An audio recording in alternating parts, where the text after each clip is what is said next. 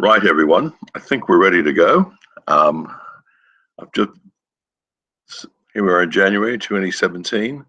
I've upgraded to a new computer and had a fascinating time. Sort of chugging along all this, and I'm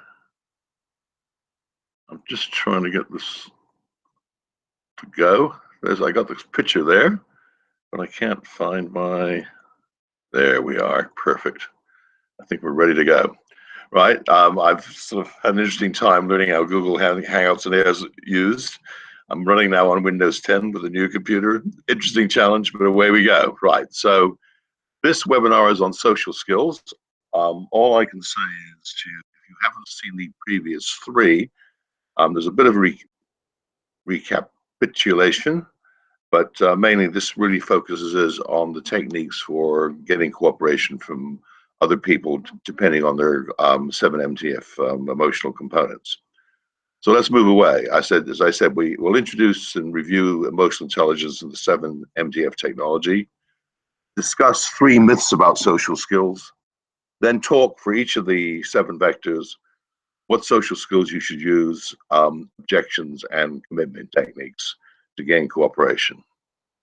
So on the way, right, first of all, I really think this is an important way of describing emotional intelligence. I was involved in a debate yesterday with someone who tried to tell me about Goldman's sort of had a 5th factor called motivation. And I said, well, he did when he wrote Emotional Intelligence, but then what happened, but in 2002, he wrote a key book with Waterous, which where he himself went down to the 4-step model. And the easiest way to remember it, I still think this is the best, is to think there's 2 grids on the vertical scale, which is self and others, and then understanding, influencing. Our first 3 modules, which are on the Practical EQ Webinars YouTube channel, have been discussed: self-understanding, self-influencing, and then understanding others. And today we're doing the one in the lower right-hand quadrant, influencing others with social skills. So that's the way I look at emotional intelligence, is that there are effectively 4 squares. This is a classic 2x2 graph, beloved by all MBA students. Right. Now, the key message, which I talked about before and I repeat again, is that people drive performance and emotions drive people, but it's temperament. What's your genetic predisposition emotionally, that's what drives emotions. And again, I use the study from King's College of over 11,000 twins when they tried to work out what determined exam success. And they came up with this result that 58% of exam success is due to genes, 29% due to teachers and schools, i.e. nature is twice as important as nurture. And that's what I think. So that's why I'm very big on temperament, your genetic emotional bias. And to me, that's the most important factor. And I like using what I think is the best model, okay, which is the 7MTF. Right. I think this is great. There's a nice definition of emotional intelligence. Emotional intelligence is achieving self and social mastery by being smart with core temperament emotions. Self-mastery is the top line that we just showed in that 2x2 graph, awareness plus management, and social mastery is empathy plus social skills. But the big message I also want to get across is that temperament, far, far more important than transient emotions in helping determine how you should handle people socially. And the last message, and this I've been a big protagonist since, as I first learned about it in 1973, of the Wadsworth, which was built on the work of an American psychologist called Rosenoff. And the point the 7MTF builds on the work of, in fact, of the Wadsworth, as we'll see shortly. Right. Now, just to review, what happened was Rosenoff developed a model which, in the early 1920s, based on 2 premises. First of all, he said, being sane or insane is not a matter of being black or white. It's all shades of gray, and madness basically fits along a spectrum from being sort of sane and effectively, one of his big messages was we're all slightly mad, which as I get older and older, I get more and more comfortably. And then what Rosenoff said was, compares the number of things that can go wrong with you. There were basically four mental illnesses, which he called cyclodia and schizophrenia were the main two. And then he defined another two, hysteria and epilepsy. And then he said there was a fifth factor called the normal, which is acts as a controlling factor on the other four. Wadsworth came along in the 1935s and said, yes, Rosenoff was definitely on the right track, but there weren't five components. They said there were seven components. Cyclodia broke into manic and depressive, schizophrenia into autistic paranoid, hysteria were hysteroid, epilepsy was an epileptoid, and the normal stayed the same term, the normal. Oops, wrong way. Okay, and keep going. As I said, I wrote books on it, etc. And in 2016, I went to America and with Bruce Lewalt, we discussed the seven components, and I had been learning a lot about it. And for example, epilepsy wasn't a mental illness, but one of the actual mental illness was obsessive compulsive disorder. Hysteria wasn't a mental illness, but it was corporate psychopathy, being a psychopath.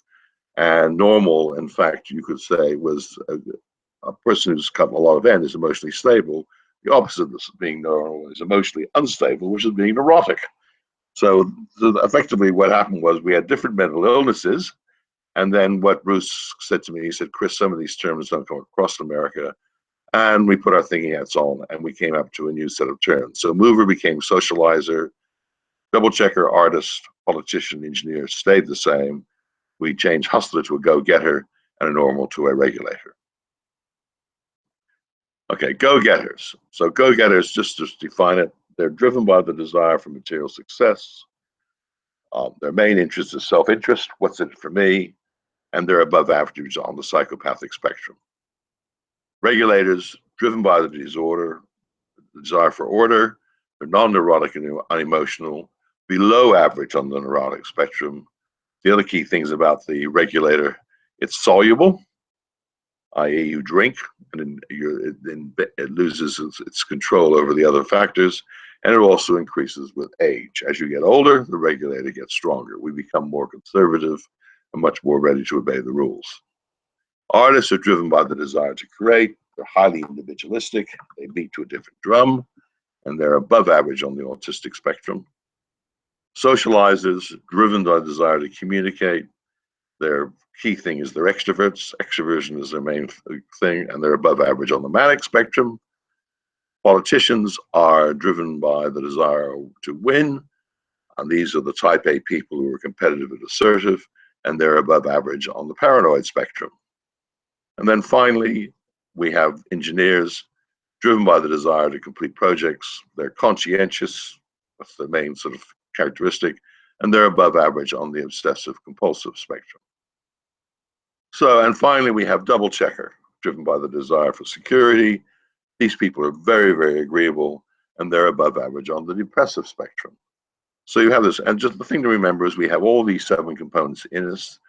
The way I think of it is if you think of the seven bell curves, you've got a hat, wearing a hat with seven vectors on it, seven bell curves, and your personality, your temperament is positioned on each one of these bell curves, one of the seven components. Right. 7MDF distribution, as you can see here, it spells a simple mnemonic GRASP, G-R-A-S-P-E-D, stands for go-getter, regulator, artist, socializer, politician, engineer, doublechecker. And as you can see, the dominant components are the socializer and the engineer, M&E, okay, in an old Wadsworth terms. And then the lowest component, for example, found is effectively the go-getter or hustler component, which is basically strong in about 14% of the population. So let's look at it, etc. Oops, wrong way again. I'll just leave it right there. We are. Right. Now, the various social skills myths, probably the one that really gets my goat is due to a bloke called Mehrabian, who is a professor at the University of California in Los Angeles. And if I've seen this slide once, I've seen it 100 times given by presentations where people say to you, you know, the real key thing when you're talking to someone is your body language and the tone of your voice. And words, okay, only represent 7% of basically the message communicated. And I'm sure many of you have seen this. Well, in fact, that is absolute crap, right? Words are very, very important.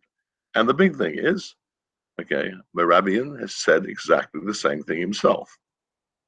If you go to his website, right, he's actually disowned it, right? He says, and this is the website, and there's the link, right? He says, he explicitly said, please note this and other equations regarding relative importance of verbal and nonverbal message were derived from experiments dealing with communications of feelings, like and dislike. Unless a communicator is talking about their feelings and attitudes, these equations are not applicable.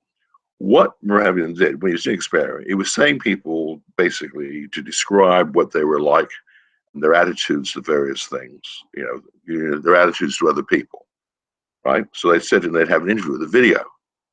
And then they'd show people the video and say, right, do you like these people? And what people said was, okay, when they were talking about other people, which of course, you know, applies to yourself, is that body language, what they worked out was body language and tone of voice was very, very important.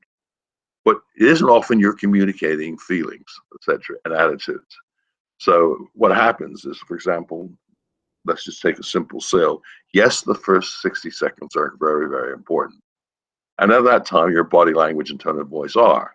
But if you're friendly and you smile, right, very quickly, the person sort of immediately thinks, well, I'll listen to this person, right? Well, immediately, what will happen is body language and tone of voice drop in importance, and words become much more important. So, as I said, this is a great myth about body language representing 55% of the communication. It's not true. Right? And the man who's basically attributed it to, even he is disowned it. Right? So I just want to get that message across. Right. Another great myth is, which I think is actually, we're now living in what's called the post-truth world, is that people are rational and logical. And I've got Oprah Winfrey here. I mean, she really comes across as someone who sells to the heart, not to the head. She is incredibly powerful as an emotional presenter and getting onto emotional wavelengths with people. She's, by the way, a raging go-getter, but we'll talk about that later. But the great thing is that basically the reason I use this is one of the key messages that if you want to get along with someone, don't use logic and rationality. Make sure you get on the same wavelength emotionally. And what you have to do is become a bit of a chameleon.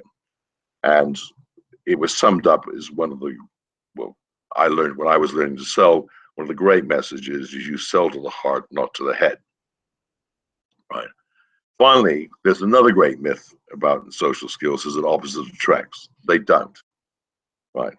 And we like those who in fact are like ourselves. And this is Gail.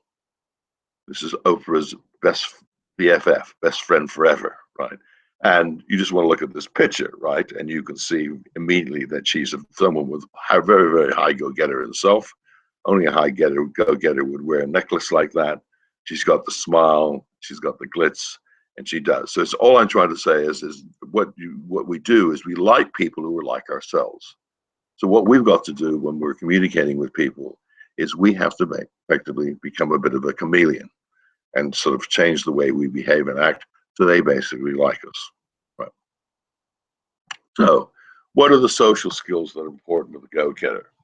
Well, one of the most important things is dress. You have to dress and look like a winner. And go-getters play important emphasis on this. They look at people and, well, they look at everyone. And the first thing they do is they decide whether they're winners or losers. And dress is very important. The second thing go-getters do is they name drop. They will drop names and they will say, do you know X? When something comes out, you know, that you've worked at Z, you name drops. Don't say, no, I don't know them, or I've never met the person. Say, oh, yes, I know them, right? Good man or good person, strong, etc. The other thing is they talk money. and they really are very interested in money, and they talk about it. Okay, they want immediate and personal gains. They like going to expensive restaurants. Okay, if you're dealing with them, trying to get them to up on a proposal, they'll always want to negotiate special terms. They love negotiating. And one thing not to do is say, oh, well, I don't negotiate, etc. It's take it or leave it. That doesn't work with a go-getter. You've got to effectively get in there and have fun negotiating. But another key moment is get the signature on a binding contract. It's very, very important. And we've got a wonderful case study now going in the way of Donald Trump, who is a go-getter extraordinaire. And you've already seen it. I mean, he's sort of, talking away about it. He's admitted very much he divides the world into winners and losers. Immediately starts ringing up sort of top people. Okay, he goes to Boeing, and talks. I cannot believe how much we're spending on Air Force One. Okay, and yes, I want you to make money, but not that much. So it's a very interesting insight, and he's very much like that. So, and if you were dealing with someone like Donald Trump, these are some of the techniques you'd have to use. Right. There, how do we get basically the objections they come up with? Well, they have several objections. Okay, the first thing a go-getter will do will say the price is too high. They just do it because they've learned if you ask for a discount, you generally get it. Second big objection is they don't like you. If they think you're a loser, you're dead. Also, they don't get along with people. For example, high artist. Finally, they'll say your proposition is not good enough. They'll always be asking for a little bit more. That's just the way they operate. And the important thing again is to get to a binding contract signed as fast as you can. They buy on a discount. There's just no getting away from it. And so one of the techniques you have to make sure is they think they're getting a great deal, and you've got to prove it to them. So that's a way of handling, as I say, go-getters. Regulators, completely different approach. Their big question, I mean, a go-getter's first question is, how big is my discount? A regulator's first question is, who else is using this? Right. So they need reference cells. And you've got to use phrases, and they like logic. And when you meet them, they want to see business cards and they want to see brochures. Okay. And it's very important when you're dealing with a regulator, particularly for the first time, is you observe formalities. So you have things like agendas and action plans. And another good idea for them is to use what's known as the instant replay technique, right?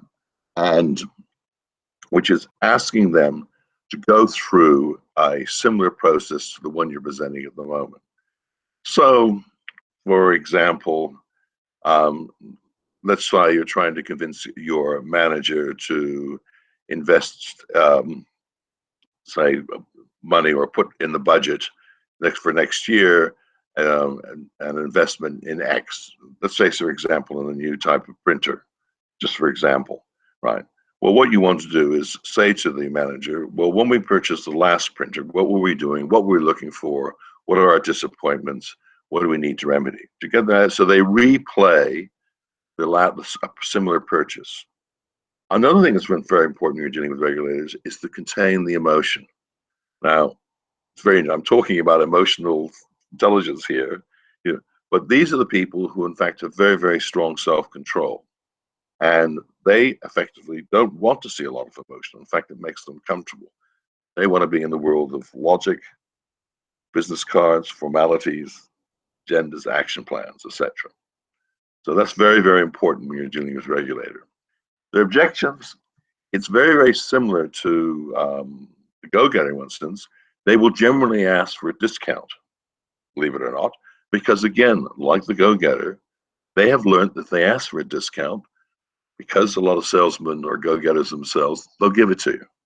They're not actually like it. They always, in fact, they'd rather not get the discount in a way because they feel that the company's, not quite ethical. Who else is getting a discount?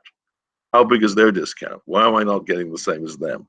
So, in fact, if they say that they like a discount, a very good reply, famous from IBM, is no, we treat all customers equally, all the same, and we don't discount our products.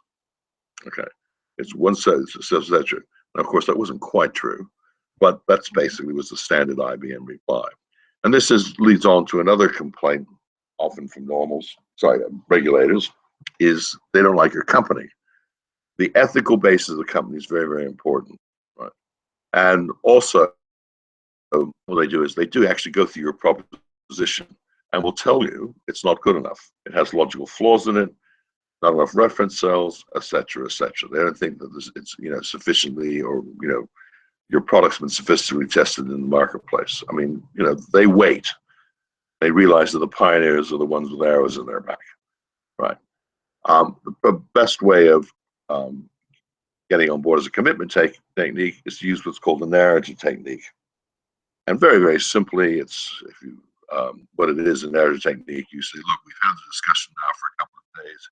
What we've agreed on is benefit A, benefit B, and benefit C. Your objections have been D and E. There's no doubt about it. A, B, and C outweigh D and E dramatically. There's no doubt that the logical way of proceeding is to actually invest in this product or service that we're talking about, or go forward with this proposition. And that's the technique that effectively works best with the regulator. It's the narrative technique. Okay. For artists, completely different way of working. They think visually, so you need to have lots of visuals. And during your presentation, use visual words like, look at this, do you see how this works? Very important in the meeting that you deal with them one-on-one. You're not basically in a group of people. They're not comfortable in groups, in fact, artists. They like dealing with one person. And you've got to recognize that if you're trying to get a proposition through with an artist, it's a long, slow sale. Okay. On the other hand, what you can do is basically appeal to their imagination. They have very, very good imaginations. And they like people who they think are sincere and sensitive. So that's one of the reasons they clashed with go-getters. They think their sincerity is fake and they're insensitive. And you mustn't be pushy. Okay, artists don't like people who are pushy. I always remember my brother-in-law, right, who is an architect, which is a classic artist. He's incredibly good at drawing. When we've gone on holidays together, he often sits down in a cafe and starts drawing people around. He's extremely good, right? And I remember saying, I hate salesmen. I mean, it was sort of the devil.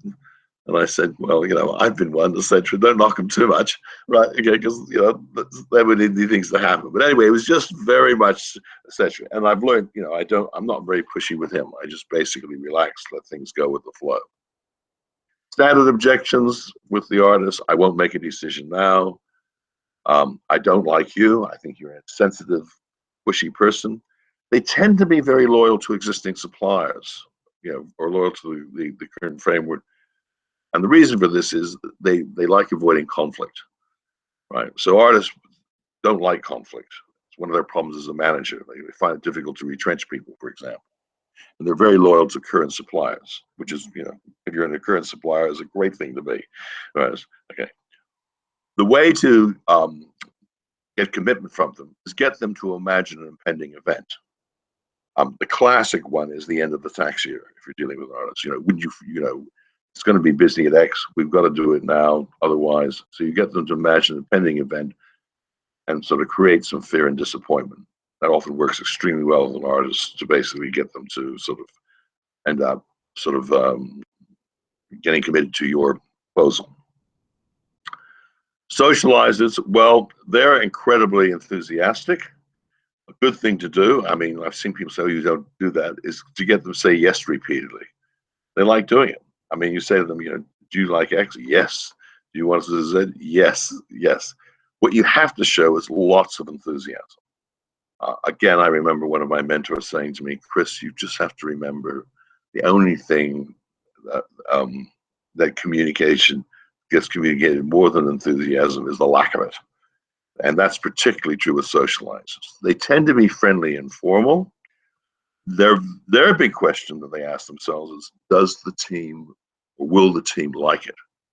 So you need to stress group benefits, not just benefits to them, benefits to the group as a whole. And you want to minimize the detail when you're presenting a proposal. and get them to meet other people in your organization they really like. And probably, and most important of all, is keep in constant contact. Right. Now, they're very difficult socializers.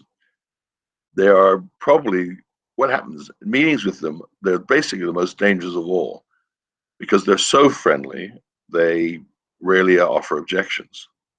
Okay. The problem is that they're friendly with everyone. So if you're in a competitive situation, for example, you never know where you are.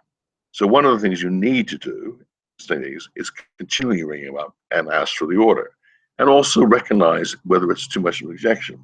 I remember very much when I was training one group, and I said, "What's your best prospect at the moment?" And he described this woman, and it was a Sydney-based company, right? And it only had a Sydney office. It had only been going a couple of years. And they immediately started waxing on about this person. And I said, describe her to me. And they used the technique using Top Dog, which was the technique we discussed in the previous webinar on gaining empathy. And it was very obviously, when they started talking about her, that the person that they were talking to was a high socializer, right? Lots of energy, lots of enthusiasm. And person who was sort of leading the sale, for example, told me is a very high socializer and was really, we like those who like ourselves, so they're getting on with each other. But then they let slip that she was based in Melbourne. And I said, you're dead. I said, what do you mean? I said, socializers want constant contact. They want to know that the office is around the corner. You won't get the order. Oh, no. It's impossible. She is so committed to it. And I said, well, we'll wait and see. My money is on the fact that you'll choose a Melbourne supplier because that's their nature. That's what they want. If you had a Melbourne office, I'd be talking completely differently. No.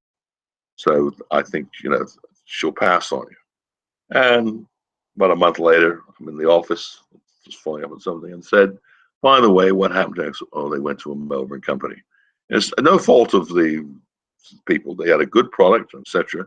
But their problem was that socializers got to be able to deal with the people. Yes, phone's there, it's all etc. But it comes out as you want to know that people are there and they're sort of in.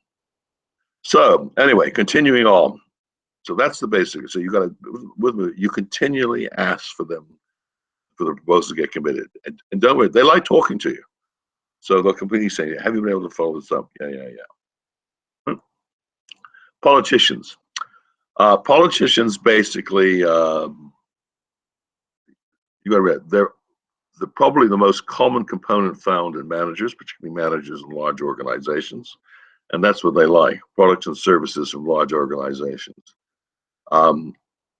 Good approach is to making direct questions, ask them what they think. Use auditory words like "listen to this," "have you heard about us," "how does this proposal sound to you," etc. They can take flattery. They're very into flattery, status, and prestige. And a very, very good technique with politicians is to ask them for their help. Say, I need your help. Now, there'll be maybe a bit of a pullback because they're wondering, but you say, I need your advice. Well, politicians love to give you advice, right? They love to tell you how to do X and Y. Another thing is sow the seeds in the proposal and let them germinate. They want to sort of think about it. And you often find you put forward a suggestion, they'll come back and say, I've been thinking about it. This is what I think. And they basically have taken your suggestion. Let them have it.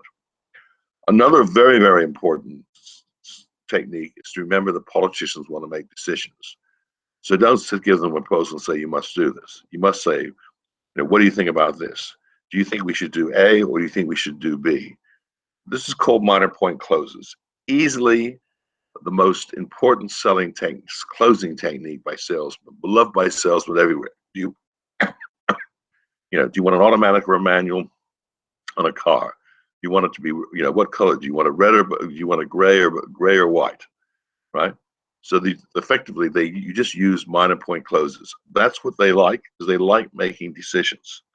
And the reason minor point closes are so successful is because they work with politicians, and politicians are the most common component found in decision makers. So that's why it all makes sense. In terms of objections, okay, these people bear a grudge. They never forget. If they've had bad past experience with your company, it's a real issue, right? And it's something you want to find out. And a good way of saying, have you dealt with X before? And if they've had a problem, they'll tell you. And then you better be able to come up with an answer. The classic answer, well, what would you, suppose it was an employee who you've basically got rid of or it turned out, etc. You'd say to them, well, what would you do with an employee like that? And often a politician will say something, well, I would have fired him or terminated him. And you can say, well, that's what we managed to do. We followed exactly the same sort of decision making that you do. So that leads to the other. Politicians basically form opinions quickly. One is they don't like you, right? Another one, or they may not like your company. Right? That's basically not company in the sense of that, but the organization you work for. And as we've said before, the commitment technique is called the subordinate question. Don't say, do you want to buy the product? Ask them, do you want it in red or blue? Implying that if they buy the product, that basically is the color they will get. Or if the car, do you want an automatic or a manual? I.e., we're assuming you're going to buy the car, but we just want to know what type you want. So that's effectively how it works out. So subordinate questions. Engineers, time's very important to engineers. They see everything as a project. So one of the things to do with them is pre-arrange meetings. Secondly, wallow in the detail. They really want to get it. If you've got a manual you can give them, or a pretty complex brochure, give you, they'll read it. Okay, that's what engineers do. They read the manual, they read the brochures. Even better, if somehow they can test drive the product, either test drive the real product or do some form of computer simulation. The magic words with them are plan, task, project timetable. And what they want is a clear and factual presentation. And just like with the artists, you use visual words and the politician auditory words. The words, engineers like touching things. So you use feeling words like, how hot is this idea to you? Are you cold on it? Okay, cool, etc. They use feeling words like that, hot, cold, touch, etc. That's what they really like. In terms of objections, classic thing is I won't make a decision now. That's because they haven't done enough research. Just give them the material and give them the stuff to make the research. Your proposition isn't good enough, and they will tell you why it's not, and they'll find technical flaws. And another thing is they're a bit like politicians. If they've had bad past experience with your company, they basically have a problem. Because they don't forget. The close with them is what's called the physical action or puppy dog close, and just gets people to use it for a period and then come back to it and say, well, you've been using it now. They love using the trial products. Get their hands on it, do it, and see what they do. So if you can do that, that's a good way. Or again, sitting down with a computer model, getting their hands on the thing, getting them to touch it, make decisions. That's what they really like doing. And finally, we've got the double checker. Now, double checkers, their question is, what can go wrong? Okay, this is their big question. They're very, very into risk. So what you've got to do in your proposal is basically reduce the risk. And then you want to make sure your presentation is slow and clear. Good technique is to ask for criticisms of a present supplier. Now that doesn't work with a politician. Say to the politician, what's wrong with your current supplier? He'll say nothing. Then you're dead. Right? So it's not a question to ask. But asking a double checker, well, they criticize everyone. So always have some criticisms. So instead, double checker. Again, counteract the pessimism with optimism.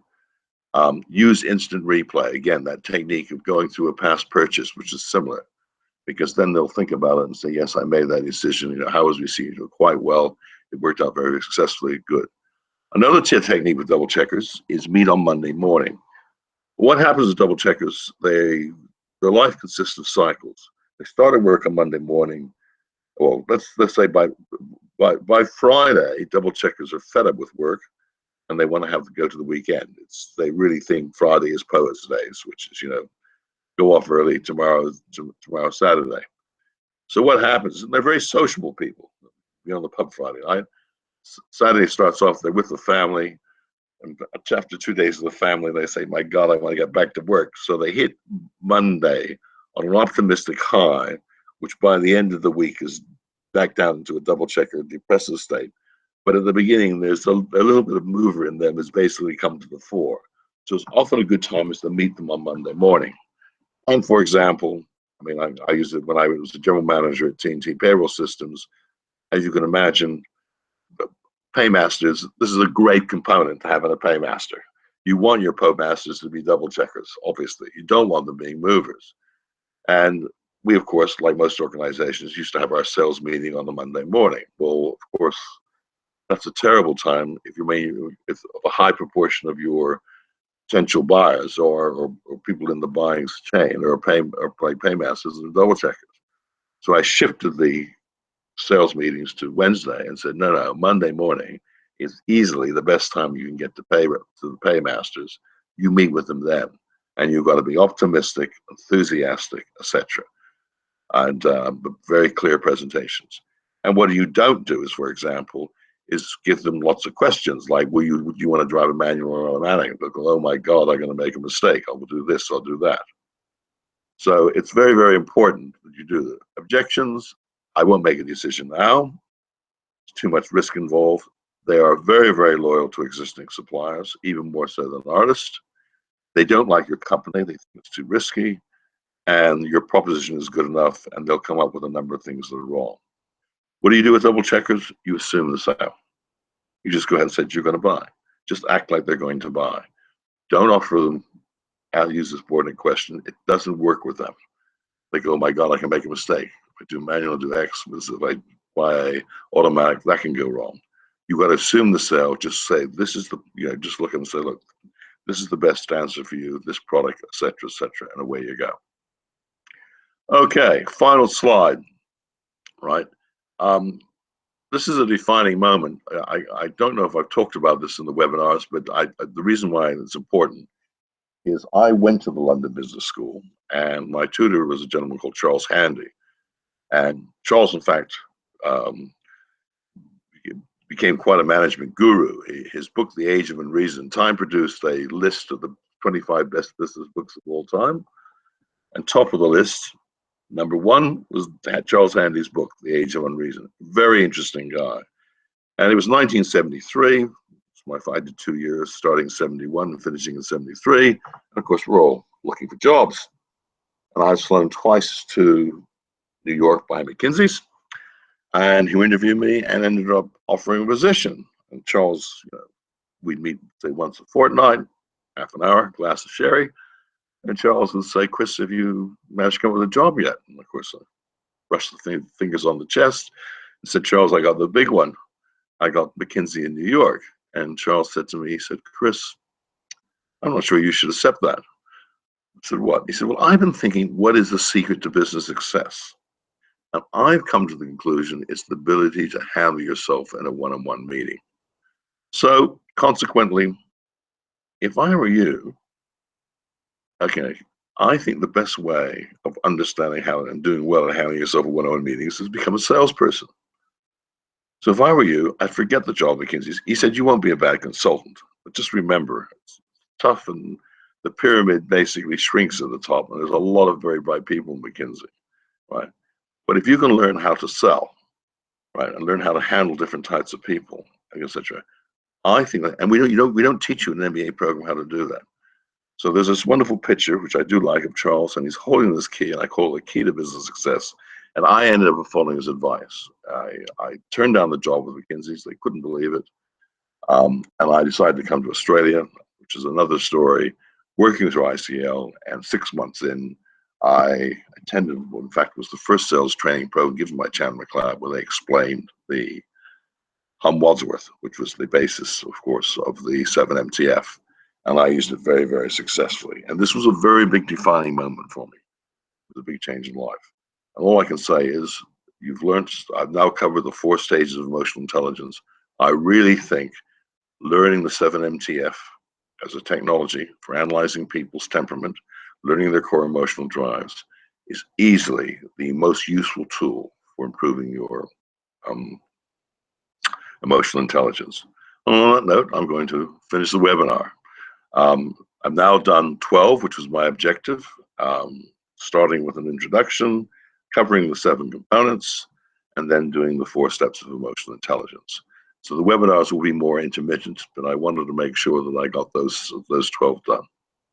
So may you all have a successful, happy New Year, and a successful new 2017.